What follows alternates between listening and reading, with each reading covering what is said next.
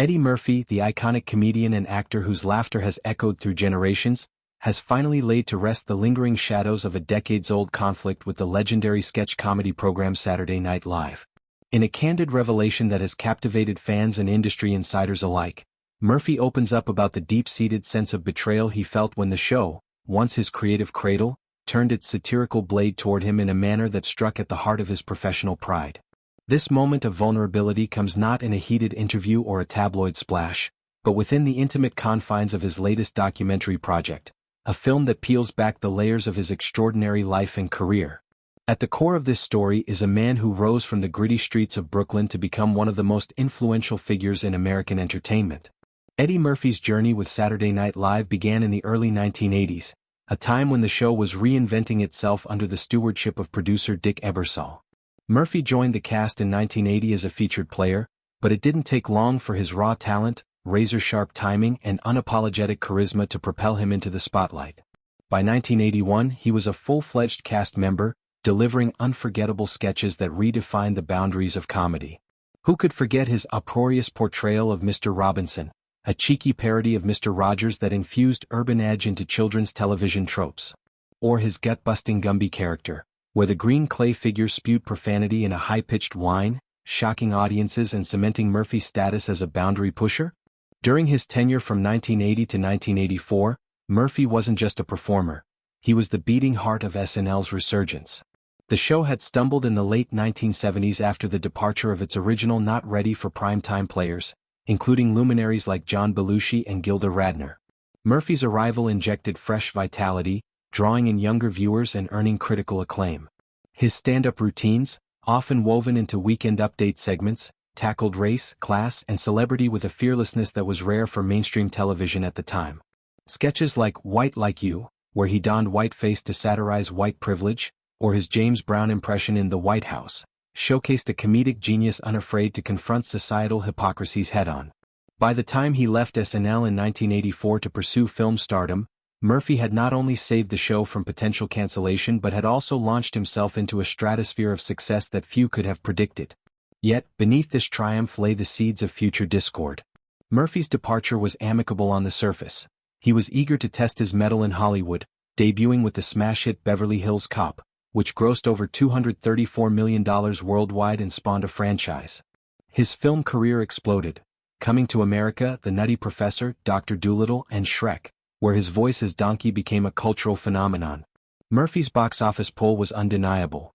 He was the highest-paid actor in Hollywood during the late 1980s and early 1990s, blending slapstick with heartfelt moments in ways that resonated universally. But as his star ascended, SNL, ever the purveyor of timely jabs, began to evolve in ways that would eventually collide with Murphy's legacy. The pivotal moment arrived in 1995, a full decade after Murphy's exit. David Spade, then a rising cast member known for his smarmy Hollywood Minute segments on Weekend Update, held up a promotional photo of Murphy alongside the announcement of his latest film flop, the vampire comedy Vampire in Brooklyn.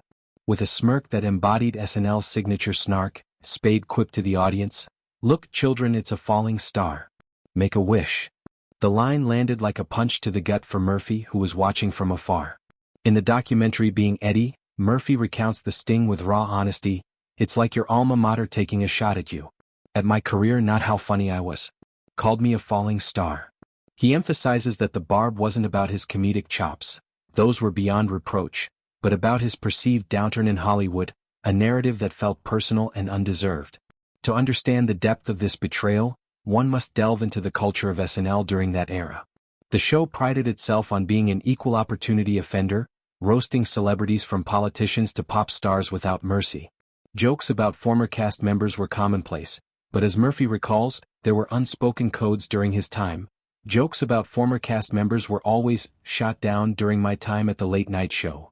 Lorne Michaels, the show's enduring executive producer, fostered a familial atmosphere where alumni were protected, their contributions revered rather than ridiculed. This ethos had shielded Murphy and his peers from intra-show barbs. Yet, in 1995, under a different regime, that protection evaporated. Spade's joke aired unchallenged, amplifying a moment of vulnerability in Murphy's career. Vampire in Brooklyn was indeed a misfire, but it was one project amid a sea of successes. To Murphy, It felt like SNL was kicking him while he was down, betraying the loyalty he had shown by elevating the program to new heights. Murphy's immediate reaction was visceral and unfiltered. "After I saw the segment, I wasn't like F. David Spade, I was like F. SNL. That's what y'all think of me? Oh, you dirty mother affairs," he confesses in the film, his words laced with the pain of disillusionment. This wasn't mere anger at a colleague, it was a profound rupture with the institution that had shaped him. For years, Murphy steered clear of Studio 8H, the hallowed ground of 30 Rock where he had honed his craft. Hosting offers came and went, but he declined, the wound too fresh.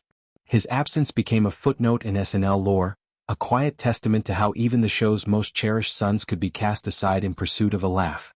The rift lingered like a stubborn scar, influencing perceptions of Murphy's relationship with his comedic roots. Fans speculated, tabloids speculated, and even within the industry, whispers persisted about the comedian's reluctance to return. But time, that great healer, began to work its magic. Murphy's career, far from falling, continued its upward trajectory with redemptions like Dreamgirls, where he earned an Oscar nomination for his portrayal of James "Thunder" Early, and the critical darling Dolomite Is My Name, which celebrated his trailblazing stand-up days. These successes reaffirmed his resilience, reminding everyone that Eddie Murphy was no falling star but a constellation unto himself. Reconciliation arrived gradually, marked by gestures of goodwill and mutual respect. In 2011, Murphy hosted the Emmys alongside co-stars from his SNL days, a light-hearted nod to the past that hinted at thawing ice. But the true olive branch extended in December 2019, when Murphy returned to host SNL for the first time in 35 years. The episode was a love letter to his legacy. He reprised Gumby, Mr. Robinson, and even dusted off Bill Cosby for a timely twist. The audience's roar was thunderous, a collective exhale of relief that the prodigal son had come home. Backstage, embraces with Spade and Michaels underscored the forgiveness.